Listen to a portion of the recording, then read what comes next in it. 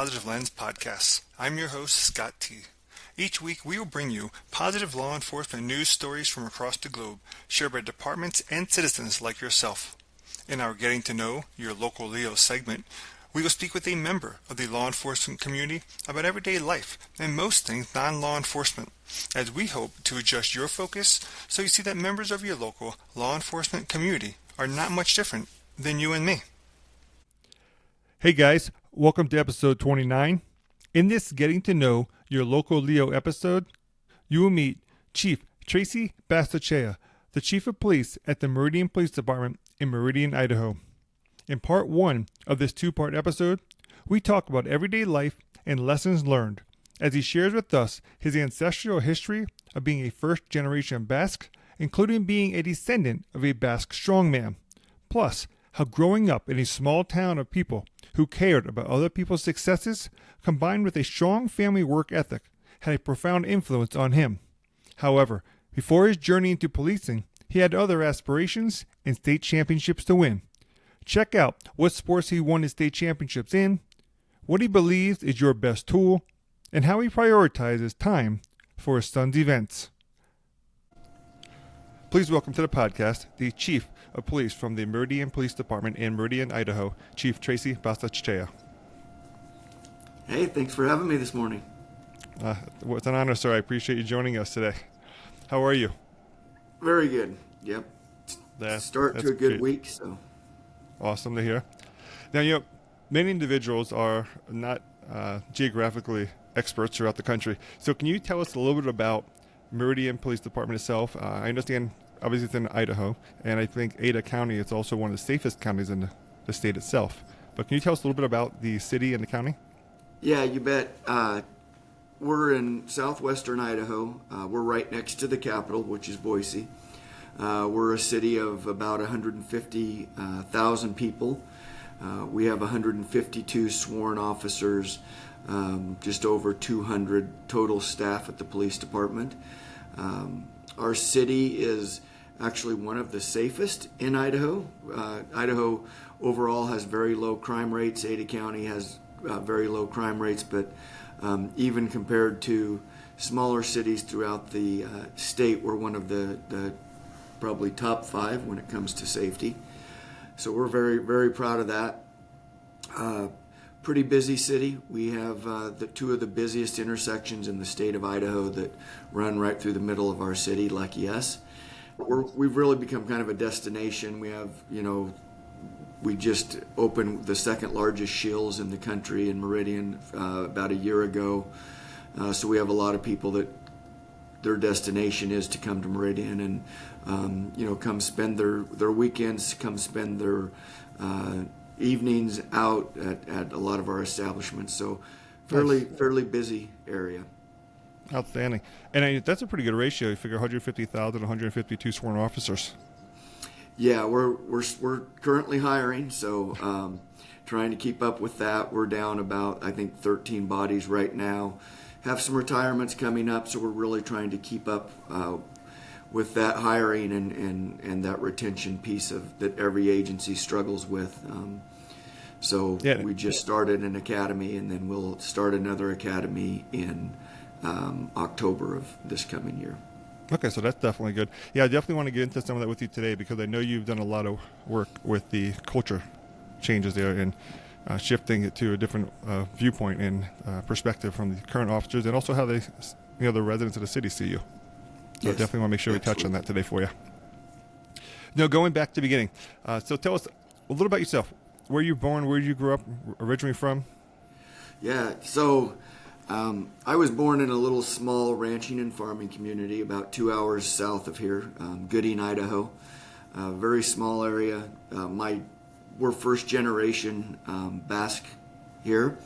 My father came here in 1952 on a sheep herding contract and stayed. My grandfather had actually been here in 1919 on a sheep herding contract and then went back to the Basque region in northern Spain and married my grandmother. They had a farm. He worked in a sawmill. He was a Basque Strongman, rock lifter. Wow. And the Spanish Civil War broke out, and after Franco came into power, just wasn't a very good place to live, especially if you were Basque. And Okay. so he came back. He actually gave his picture to another sheep herder who was coming back to the United States, and asked him if he would give it to his old boss and see if they'd bring him back. And they remembered my grandpa. They called him George. His name was Gregorio. And the guy saw it and said, yeah, we loved him. He was a great worker. We'll bring him back. Well, then with him, he brought my father, and then they sent back and brought the other 3 sons to the United States eventually. But my grandfather ultimately went back to the Basque Country to live with my grandmother, and he and my dad stayed. One of my favorite stories is my dad talking about sitting in sheep camp with my grandfather, and it's during the height of the Cold War, and my grandfather was telling him, you live in the greatest country in the world. If you work hard, you can be as successful as you want to be. And my dad, being a 17-year-old kid, and not much education, said, but what about the Soviet Union? They're the other superpower. And my grandfather told him that form of government will never work. It'll collapse because you can't just keep your thumb on people and take from them. And I just thought that was a really, really poignant for somebody who really no education and just life experience. And so we were very, all in when it, very proud to be Americans. That was one of the things my dad always told us is, you're not Basque American, you're American of Basque descent. And was very proud to be here. And so that's something, me, I have 2 brothers that, we were very proud of. My mom and my dad were super hard working people and made sure that they put all 3 of their boys through college, or as my mom would call us, her boys. Her boys. But they were just hardworking people. They neither one of them came from much. My mom was born in Arkansas, raised partially in Nebraska, and they traveled across the United States, coming to Idaho, working at different farms, trying to make their way to Idaho. And they were really hardworking people, very generous people when it came to those people around them. I mean, they just treated everybody very well, and I think they were a phenomenal example for my brothers and myself. I mean, for my parents, it didn't matter race, creed, rich, poor. It didn't matter. One of my favorite stories is when my mother passed away. At her funeral, I remember the priest said, "If you've ever had Doris's cooking, please stand up." And like the entire church stood up. That is outstanding. And that was one of my favorite memories. Was we just had people at our house all the time, having dinners at our house, and so that, I think, really set an example for us. Absolutely. I think, and when you see that, like I said, everyone in the church stands up, it opens your eyes to the appreciation and impact that your mom specifically had on the community. Yeah. And as a kid, you don't always realize that, right? You see it, but it doesn't sink in until, unfortunately, at those moments when you turn around and there's a sea of people behind you that are only there for your mom. Yeah, one of the neat things, there was a Basque guy, really good friends of our family, and he would never go to anyone's funerals. And I'd ask him, "Leo, are you going to go to?" And he's like, "I'm not going to their funeral. They won't come to mine." And he showed up at my mom's funeral. Really? And I was like, that was pretty cool. So, yeah, they were just a great example for us, for sure. And really, I think, molded all of us in where we were going to go on in life and what we were going to do. And but grew up in a great town. I mean, I tell people one of the neat things about Gooding is people celebrate your successes. That's yeah. They when you go and you see people, they're more excited about the things you're doing than probably you are. And that's always a really a neat feeling to go back there, that they want people to be successful and go on and do great things. And so I think that's something unique maybe about small town America as well. And the thing is, when you celebrate the people's successes around you, you bring everybody up. Yeah, absolutely. Yeah. And too often people are concentrating on seeing the demise of the person that's next to them, even if it's a competitor, rather than seeing them Yep. do well and both do well, just one wins. They'd rather see one have the negative consequences, and it's like that really doesn't create an inspiring environment. One of the worst traits in a leader, I think, really is that they can't celebrate other people's successes. They feel like it's a threat to them, and you'll see them cut that person as they're being successful, cut them down a little bit, as if it's going to elevate them more. I think that's just a horrible trait in some leaders. One of the worst traits, really.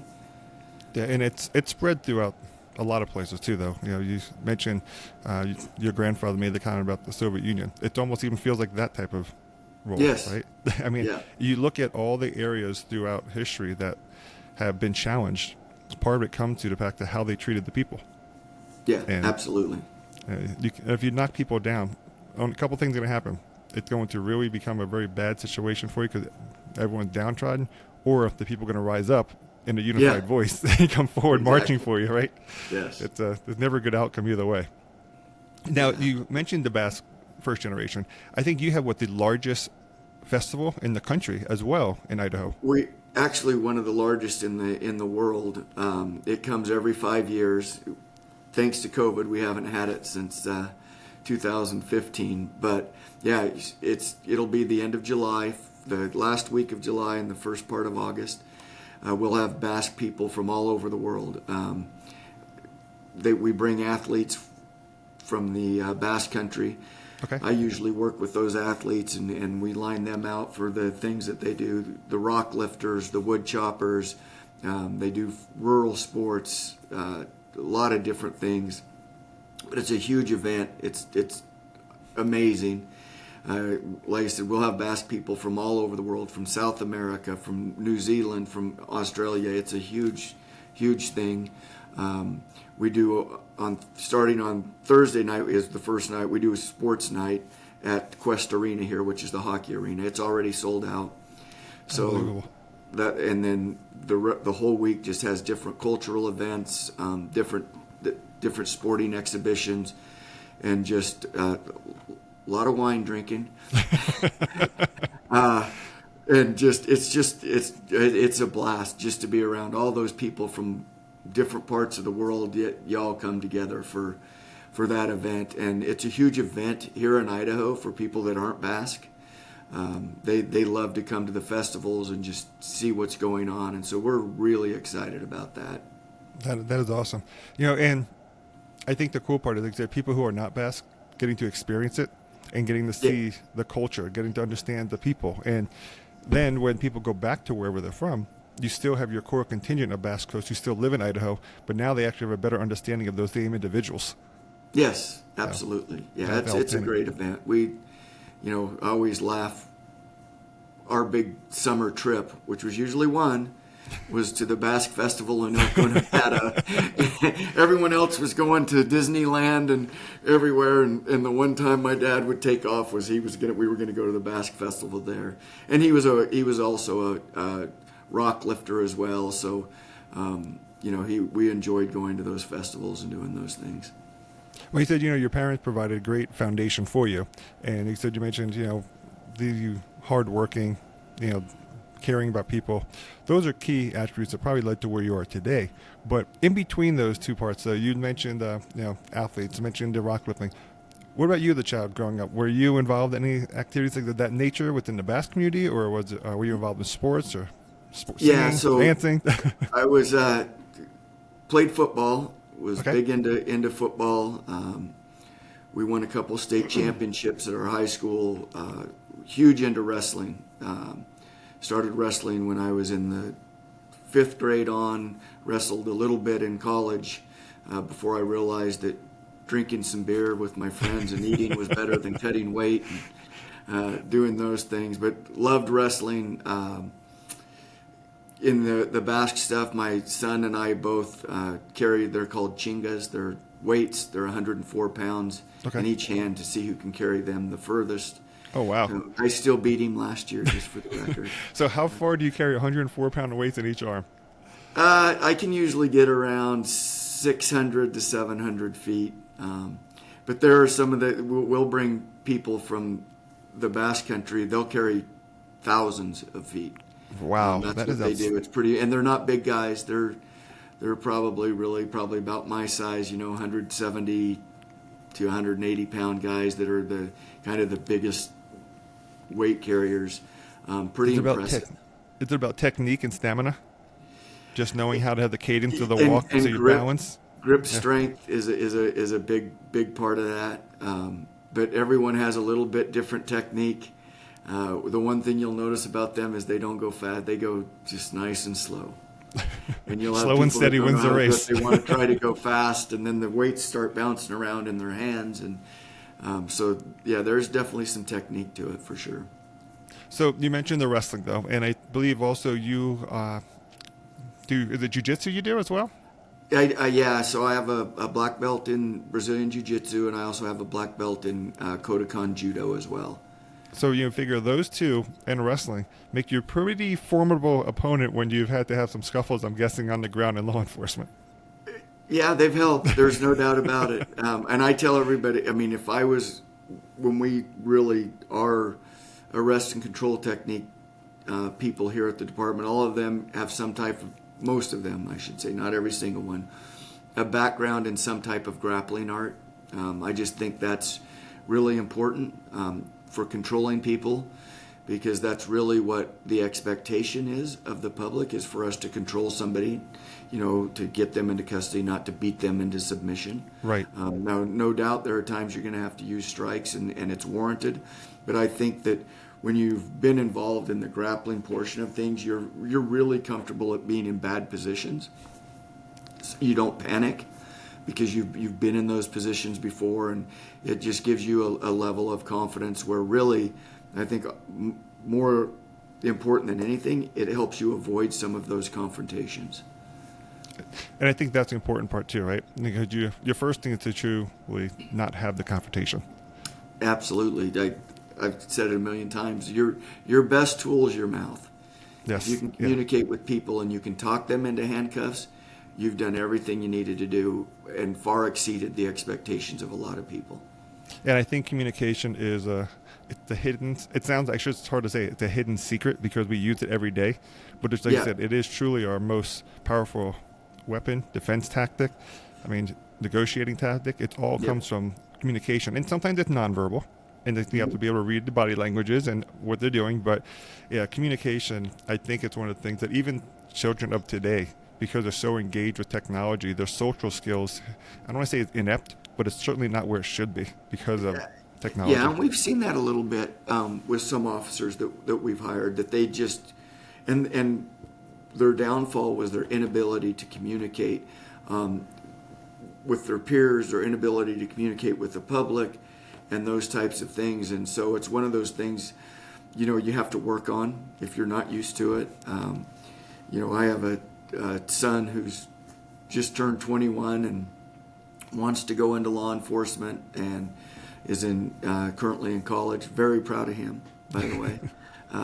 Plays football at Carroll College. Go Fighting Saints in Helena, Montana. That is awesome. Following your footsteps and playing football. And he, so one of the things we've done over the last few summers when he's come home is we just sit and talk, just have conversations. And driving in the car, I'll tell him, get on the internet, find some news story, and we're going to have a discussion about it. And we're going to go back and forth, and I may play devil's advocate, but let's have a discussion so that we can kind of, you can see the different points of view that people have on these things. A big thing that I've tried to drive home to him is you can't live in either this or that world. Right. That you've got to be somewhere in between. And the way to find that and to help yourself is to have those conversations with people that disagree with you. And you may walk away from that conversation thinking they don't know what they're talking about, but you've had the conversation and you know where they're coming from. Or you may walk away from it going, oh, that gives me a little different point of view, or it may completely change your view on something. Because I think that's one of the things we miss a lot in our society is other people's perspectives, and a lot of those perspectives are molded from their experiences. And we've So got to true. remember that, right? On a traffic stop, my perspective of what is occurring on that traffic stop is completely different than the person's perspective that's being stopped. Right. And so be curious and ask them questions and those things. And not just from an investigative standpoint, but to get to figure out why people think that the way they do, or why they're viewing you the way they're viewing you. Because their experience where they came from may be completely different with police officers. Correct. And, and that's what we try to change with this podcast, right? We have the individuals to see that members of the law enforcement, police, and community are very similar and alike what they go through in life. But people are often shaped, like I said, by their experiences. And if their experience as a young child was negative, or they saw someone in their family go through a bad experience, their preconceived notion going forward is always that experience until they experience something different. Yes. And we have some amazing officers who do that, literally change somebody's perspective because of the way they've treated them on an interaction. And even people that some of our officers have arrested, I've gotten nice letters about them from that experience that they didn't have a very good view of police officers because of previous experiences. But even though this officer took me to jail, here's all the things they did to change my view of how this works. And that's what we want. And that's a wonderful compliment to you and to the officers, right? Because people are learning from a bad experience possibly still. Absolutely. Yeah, I always try to say, people often stop with their using their ears to hear, but they're not using their mind to listen. And it's like, you listen with your mind. You don't listen with your ears. Your ears hear everything. And yeah, it's like, I like that. Same thing You with say children. you're hearing me, but you're not listening to me. You're not listening. Right. A quick thing on your son. So you're proud of him. He's 21. He's playing football. He wants to be a police officer. But growing up, what are some of the things as a parent that he did that probably drove you absolutely crazy? You're like, why are you doing these things that you think other parents experience? Oh, well, I'll tell you for the most part, and my wife and I talk about this, we've been very lucky with him. Some of the things we were expecting to experience, we really didn't. He was actually a really good kid, ran with a really good group of kids. My wife and I always say he learned from our mistakes, I think, or from watching us be knuckleheads. But, the typical kid things, you and we were all the same way. We want them to be focused in a certain direction, and you need to do these things to be successful. And they're kids, right? They're procrastinating. They're not working quite as hard as you think they should be working, whether it's in school or whether it's in sports or whether it's, I coached him for a little while in wrestling. And I'll never forget my really good friend Rocco. His son was wrestling. And we're both coaching our kids. And Rocco comes to me one day and he goes, I've got an idea. You coach my son, and I'll coach your son, and I think we're both going to be a lot better off. Yes, and you'll probably get the best out of both of them. Yeah, and it's really true. You have such high expectations for them. And I think those pay off, though, as well. My dad didn't really attend a lot of our events when we were involved in athletics because he was working. He literally, that man worked 6.5 days a week for 60 years or however many years. I mean, literally 6.5 days a week. He would take half a day off on Sunday. He would work half a day up to noon and then the rest of the afternoon. And that was just the way things were. And so I've been very fortunate and very intentional on trying to make sure I'm attending all my son's events, of trying to help be that coach there for him. I coached him in football. I've coached him in judo, but also, probably unfairly so, holding them to a little bit different expectation. Right. And, which will probably serve him better long term than he realizes in the short term. Hopefully. The conversation that one of them that really sticks out, we used to give the kids Band-Aids to put on their shoulder pads if they did really good because you couldn't put things on their helmets. Okay. And they gave out a Band-Aid to some kid, and we're going home, and my son's like, I thought I really deserved a Band-Aid. And I looked at him and I says, you know what I think? I didn't think anyone deserved a Band-Aid after the game you guys played. And he's like, well, I had this great play. I go, well, what about the play where they threw over your head? I go, and I'm like, listen, and I just told him, I go, if you don't worry about those extrinsic things, worry about the intrinsic things. Are you getting better? Are you doing don't compare yourself to this person. What are you doing to make yourself better? Focus on those things, because those are the things really in the long run that are going to make you better. And I've had that discussion with officers. They want special pins and these on their uniform. Oh, I need a pin that says I do this. And I was in the gym one day, and I'd coached this officer's kids in judo. And he says, I know you're not a big fan of those things. And I'm like, no, I'm not. I'm really not. And he says, well, but what about belts in martial arts? There's these belts. And I says, and you know what? I go, I don't believe in those. I go, they're part of the art. I go, but they're very Western. I go, martial arts used to not have black belts and all these different belts. And I said, and I came up as a wrestler beginning with, doing some boxing, and you never got belts. You just performed.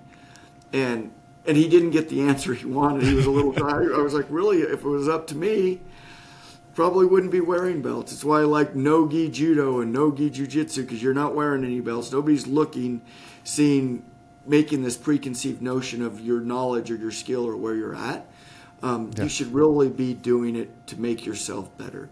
Measure yourself about where you were last week, not where your partner was last week. And I think that's one of the things really you find, especially when you're looking at some of the martial arts, and I notice in jiu-jitsu, there are people who starting out are very good athletes, and they leave when it gets hard. And it's those people that stick around every single day, right? They're the white belt that keeps showing up. Right. And the next thing you know, they're at this level, and the person that originally it came easy to, they dropped off at blue belt. Yeah, they were getting by athleticism, not by heart. Yeah, and they moved on. And so I just really think that the more we can look at what is the intrinsic reward that we're getting from the things that we do, that's what we want. That's what we're looking for. And I think that's also, again, a societal thing that's just shifted too. I have troubles with the idea that everybody gets a trophy. Everybody's the winner. It's like reality of life. There's winning and losing. But like you said, if you're a better version of yourself today, tomorrow, a week from now, overall, that means you're improving. And if you feel it internally, that's more important, because that's your confidence. That makes you go further in everything you do, your relationships, your employment, your life skills, the pin on your shoulder, the Band-Aid, the sticker on the helmet, and they look good, but they don't make you better. Yep, exactly. Yeah, and for me, I really, when we talk to officers and people, I always tell them, at the end of your career, nobody really is going to care about all those cool raids you went on and all your arrests, and they're going to remember you for how you treated them. Mm-hmm. And when you go to retirements, that's what people talk about, how you made them feel, what you did for them. Those are the things people talk about at retirements. They aren't there talking about this raid or that raid. That's for the beers later. Exactly. Where the story can get even bigger than it was. Right. But they really care about how you made them feel. What did you do for them? How did you help them be successful? And if you think about it, we'll go back to your mom. She didn't have pins or, we'll call it, there wasn't a plate hanging on the wall or a pot hanging on the wall for every good meal. Right. But all those people showed up because of how she made them feel and what she did for them. Yeah, exactly. So you've now been in law enforcement. Well, I know I use the word law enforcement. I know you favor the word police officer more than law enforcement, so I'll change that part there. But you've been a police officer over 28 years. What inspired you, though, to go into the role? I mean, it's a very much an active service, what you've learned from your parents, but what actually brought policing into it? Well, whichever direction I was going to go was going to be in some form of service. So as I was growing up, like I told, I loved wrestling, loved that. And so I was kind of at a crossroads of, I was really interested in law enforcement and policing, but I was really interested in teaching and coaching. And so going into college, I wasn't sure which direction I wanted to go in, for sure. And my brother told me, get your degree in education, and that way, if you go into law enforcement and it's just not for you, or when you retire, you can always go back and teach. You can always go back and coach. And so I went into the education route for college, and had done my student teaching at a alternative school when they were just kind of getting new. And I had an experience there that wasn't, I won't say it wasn't great. I mean, the experience, the teaching experience was great, but I had a student coming at grade time that hadn't been doing their work, and they, at that school, you did all your work in the classroom, longer classes, you had no homework. And so I'm going through and I'm giving this student an F, and the teacher I'm working with says, well, let's give them all the makeup work and see if they'll get it done and they can turn it in and they can. I'm like, great. So we give them all the makeup work, brings it back, and they've literally maybe answered every third question on every third page. And I'm like, this is F work. And the teacher says, well, if we give them a D, they'll graduate. And I said, but when he gets in the real world and he shows up to work every third day and he gets fired, he's going to be really confused because this is what we're accepting. And it became a big deal to the point where my advisor from the university actually came down and had to mediate. And I was like, this is crazy.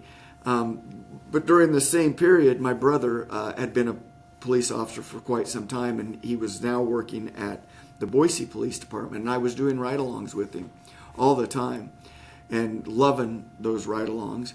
And one night we get called to a vehicle burglar, and we roll up on this burglar in the north end. That dude starts to bolt from one of the cars he's burglarized, and I just bolt out of my brother's car and tackle the guy, right? And just as my brother's sergeant's pulling up. Oh, wow. Yeah, he had some choice words. Yes.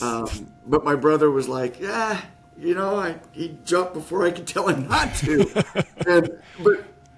So that kind of gave me a little bit of flavor of, hey, this is kind of cool. And just continued to do those ride-alongs with him. And he was a really good example of a police officer, and always had great advice for me. And so opportunity came, and I had applied at Meridian. I was dating my wife at the time, and I would go and fight fires in the summer between college and those things. I think she thought, I'm going to marry a teacher who's going to kind of do this thing. And then I applied at Meridian and became a police officer. We were married in June. I became a police officer in September. So she's been with me. Andy's been with me for, 28 plus years, be 29 in June. Congratulations. Really that's awesome. A rock for me, and supported me through the good times, supported me through the bad times, has just always been there. And whatever decision I've made career-wise, she's supported wholeheartedly. So, and that is outstanding, because one of the biggest challenges with individuals who work in policing is keeping that individual, that spouse at home, a center part of their life. Yeah. The police work has a big draw on you, and people struggle with giving 100% to one and 100% to the other. And I know it's hard to say how can you give 100% to two, but that's life, that's relationships. But so and it's not a testament.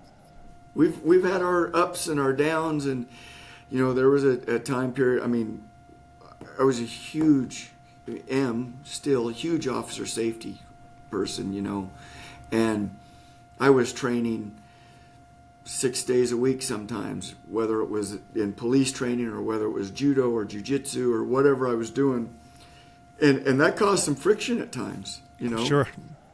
And it was just one of those things where that focus, and I had told her, we have a memorial wall here just right around the corner here at the state police campus. And I was like, hey, this is my job, though. This is my goal, is not to have one of our officers on that wall. Right. And there also comes a time in your life, though, when you do have to step back a little bit. There's got to be some give. And really, when I kind of started stepping back the most from the training was probably about the time my son was a junior, maybe senior in high school, just because I wanted to dedicate more of that time to our family before he was leaving for college and those things. Now, I made an effort. I probably missed a handful at the most of his events, just because it was a priority. I had a former chief from the Nampa Police Department who was a great mentor for me, was a defensive tactics instructor and those things when I came through the academy. And he told me, he said his greatest accomplishment in his career was literally missing just maybe a handful of his kids' events. Go to your kids' event, get back to work, do the things you need to do to try to make yourself as available as you can. Great advice from him for sure. And that, as parents, I think that's the thing we have to often realize. Our children aren't going to remember that we showed up to work every day. They're going to remember the events we didn't show up to. It's like, we remember our losses more than our wins because they eat at you. For a child, missing events is almost a loss for them. They turn around, they look in the stands, or they look in the bleachers, and they don't see their parents, but they see the parents of other children. That has to impact them. Because I know when I played sports growing up, I always had family at those events, and you appreciate that. That's your support. So I think that's great advice that you were given, and like I said, you carried it forward with your son. And like I said, those drives in the car, those conversations in the car, or even if it's a 10-minute drive, they're meaningful. Absolutely. One of our he's now retired detective, Joe Miller, had told me one time. He said, "Tracy, your son's going to remember all those times of you playing catch with him, of doing those things." He goes, "The trips to Disneyland that we take our kids on," he goes, "those aren't the things that really stand out with him." He goes, "They'll remember you sitting out there throwing the football with them, you doing judo with them, doing those things. That's what he's going to remember." And so I've been fortunate to have really, really great mentors all the way around. Personally, professionally, just people that gave you really good, down-to-earth advice. Not, this is what you have to do to be a chief or for your career. It was, and that good advice has always come around to, what's really important to you, that service and those types of things, and that's focus on those things. Yeah, and I said, and I'll go back to what you said about your wife too, and having the rock at home, I think, is essential. I mean, because all of us need something to go back to. It's, yes, we can go back to religion, we can go back to faith, spirituality, and I'm not dismissing that by no means. But when you walk into your home, and that spouse is there, that bond is there, that really has, especially when you come home from a hard day, or you experience something that you hadn't experienced before, and it wasn't hard, but it just takes a toll on you, and being able to look at that person and see, okay, this is where I'm supposed to be. And like I said, then it helps not just you, but then your son also, because now that family unit has strength. I think that's really it's outstanding, and I'm glad. Like I said again, 28 years is phenomenal. And good thing you became the police officer afterwards, right? Yeah. Well, it was all kind of together, which I think was actually a benefit for us. But you know what? You're also still in education. I mean, because you're educating your officers, you're educating the public, you're still educating individuals, just not in the structured classroom environment of a school. And that's what I tell people. There's no doubt, man, that education portion has helped me so much. And in law enforcement, you're always in policing, you're always teaching. Right. You're teaching on calls, you're teaching with somebody sitting in the car next to you. When you're doing classes, obviously you're instructing, but going through the education process, I think, was very helpful for that as well, and with the research and the things that you need to do. Yes. Yeah, I think that's great, because like I said, there's no interaction that can't be critiqued and probably improved on. Absolutely. And it goes back, like you said, even with your son with sports and film study. Yeah, you see the things you did well, but that's expected. You're seeing the flaws that you made, the mistakes you had, the missed block, the missed kick, the missed assignment, and those are the things you're improving on. Well, he's a long snapper, and his coach said the only people that should know the long snapper's name if he's doing his job right are his parents and his girlfriend. And I was like, that's a good point. That is a good point. And maybe the kicker, right? Because the kicker and the holder, because they need to make sure they're in alignment. But no one knows who he is until he screws up. So yep. But it is to me, it's got to be one of the hardest positions, because you're snapping a ball with two hands, and then someone's trying to fire up and block someone who's right over the top of you, possibly two people who are trying to rush you on each shoulder, right, to get up the middle. So I think a long snapper is one of the most challenging positions because, center in general I think is challenging. Yeah. But a long snapper, you're using two hands on that snap. Yeah, he awesome. likes it. He loves it. So when you're not in uniform and you're getting to be yourself on your days off, what do you enjoy doing? I still love doing jiu-jitsu when I can. Okay. It's been a little hectic as chief for a while, so I still try to get in at least once a week. But jiu-jitsu, my wife and I, we like to go hiking and being outdoors. We have great wine country here, so we'll go wine tasting. Nice. Visit some of the wineries in the area. Love to travel. We love going back to the Basque country, so that will be on our list coming up. Hopefully, not this year because High Aldi's here, but either next year or the year after when our son graduates from school. So that would be a nice trip. We love spending time over there for sure. So and to reconnect with culture, right? Yeah, absolutely, and it's just different there. Just the pace of life's different, and it's just a great place for us to visit. But we like to travel. The fall we spend every weekend traveling to Montana. I mean, we do. Last year we made every single one of the games. So we were fortunate. We played the College of Idaho here last year, but we'll play them there next year. But we try to make all the games. It's just fun. We put up a tailgate at the home games that a lot of the parents come to, and we really just like to be around people. Again, it's kind of like being my mom, I guess. We like to barbecue and those things at the tailgate and have people coming and having a good experience over there at the college. So, those are the things we really like to do. For me, we had talked about it earlier. Every spring I love to go branding cattle and gathering cattle. I have one of my best friends, and we were roommates for a while. We grew up together. Runs a successful cattle operation, and he buys and sells a lot of cattle for different outfits. And so every spring we go out and gather and brand and sort, and I love doing that. My wife thinks I'm crazy. It's taking off work to actually go do hard work. Do harder work, right? Yeah, it's a little bit crazy. Got my knee blown out 2 years ago. Got kicked by a steer a couple of years ago. Oh, man. But it was worth it. She's like, really? And it was fun. Finished now, out did that the day. steer end up on the kitchen table, or did somebody else? My buddy said, "Trust me, you're going to get the first steak from him." My son was there when it happened, and I knew when it happened. I was like, I've had some knee, and I was like, oh, I think I'm going to need surgery, and crawled up out of that pen, and my son was like, "You got to sit down." I was like, "No, we got to finish. Let's be an example for him." I was like, "Right, we got to finish this. Let's." But isn't that also that's the cattle wrestling way, right? It's like you don't stop. You keep going.